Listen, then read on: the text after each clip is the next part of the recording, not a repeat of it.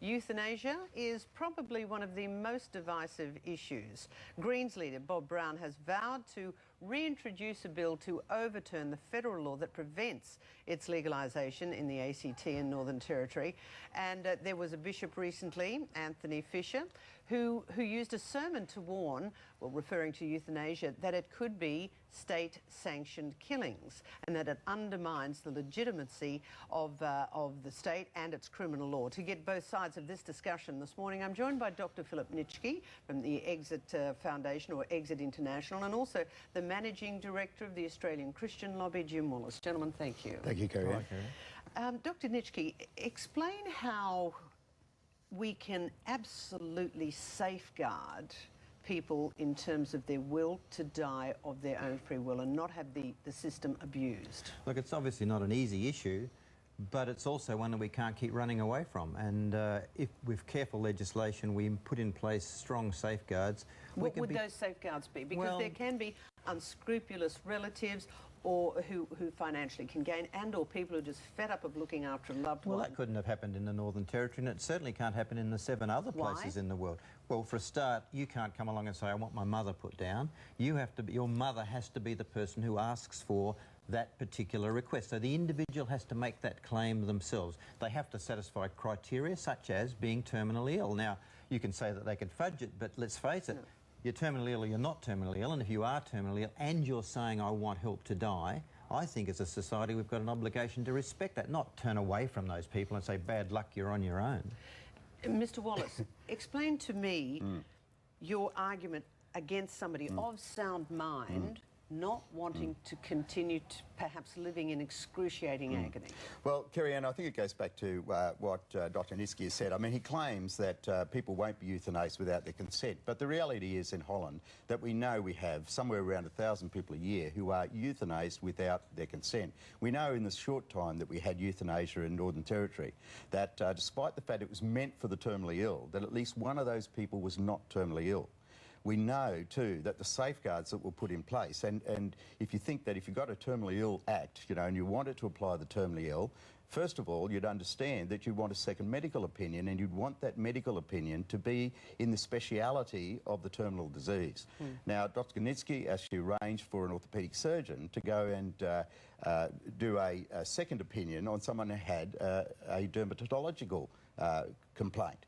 So that didn't meet the requirements, that treated the safeguards as a road hump, you know, as did his treatment of psychological I know you will completely disagree. Well, I mean, I think if you're going to be, those sort of allegations are going to be made on television, I've obviously got to be able to refute them.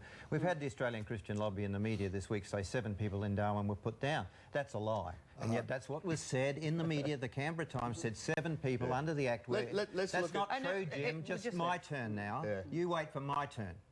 Now, if you're going to come along with those stories, let's get them straight. 4 terminally ill people died in the Territory. Don't come along with the idea that one person wasn't terminally ill, because the doctors were clear that she was terminally ill. Now, you come along with your medical opinion and say she's not. Okay, gentlemen, before we go any further... Who are you talking about, Jim? You weren't there, I was there. Yeah, that is I was with those people, you weren't. Professor Kassane has made it clear... Professor Kassane, who came along later... Professor Kassane, who did an article with you, right, in conjunction with you, has said that one of those people was not terminally ill. He did not say that. No, come on, read the article, Jim. I wrote it. I've read the article. Let's look at the article. Let's look at 4 people were terminally ill. Gentlemen, okay, I understand these individual... Let's look at the overall issue of euthanasia.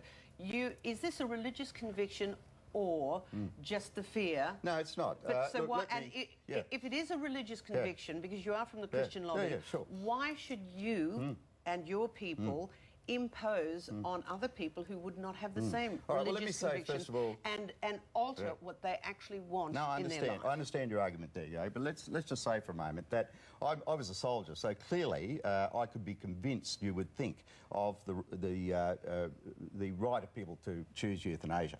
But the reality is here, as the House of Lords and 4 jurisdictions in Australia, after exhaustive examination of this, have found is that you cannot, and this is what they say, you cannot prescribe, you cannot design safeguards that actually ensure that the vulnerable will be safe. What if you can't. could? Yeah. What we've if had you, the House of Lords. What if you No, could? well, we've had the House of Lords. We've had 4 jurisdictions in Australia in the last 3 years, one of them twice, say that for looking at it. And remember, in the House of Lords, the majority of people there were in favour of euthanasia, and they said you can't do it. And the brief experiment of this in the Northern Territory proves you can't do it. Philip, how many countries in the world is it While he's saying it can't legally? be done, it certainly has been done. The Territory had 4.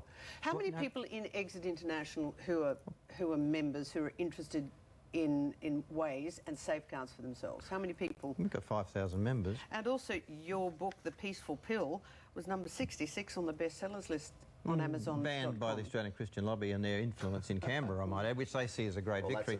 But I do want to point out the fact that while we're saying it can't be done, it is done successfully for over a decade in the state of Oregon and in Washington and in Luxembourg and in Belgium and in France and also in Switzerland. Do you deny So that there these have been countries- people Yes. who have been very, very comforted, but just by the potential that they will be able to make an individual? I'm sure Why all of can't us- you make an individual choice? All of us Why are moved. can't? Okay, just bring it back to me. No.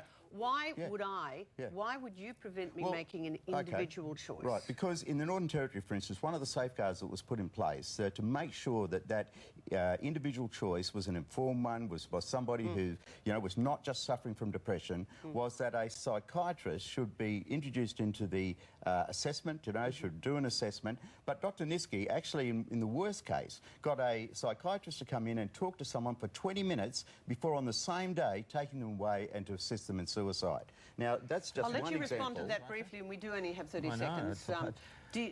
Is that accurate or not? The patient was fearful of seeing the psychiatrist because he was afraid the psychiatrist might refuse him permission to die, and he put it off to the last day. But he had to see the psychiatrist. He did see the psychiatrist, and the psychiatrist was quite clear about the fact that this was a person of sound mind. What else do you want, Jim? Yeah. That's what it says. I want, as the law expected, You want that us if to do what you want us if to do. somebody is identified as suffering from clinical depression, Which he wasn't. they're given an opportunity to be subjected to psychological treatment that would make sure that they're not making a decision from depression. There is no no, one ever gets the gentlemen, right there to is die, no do they? easy.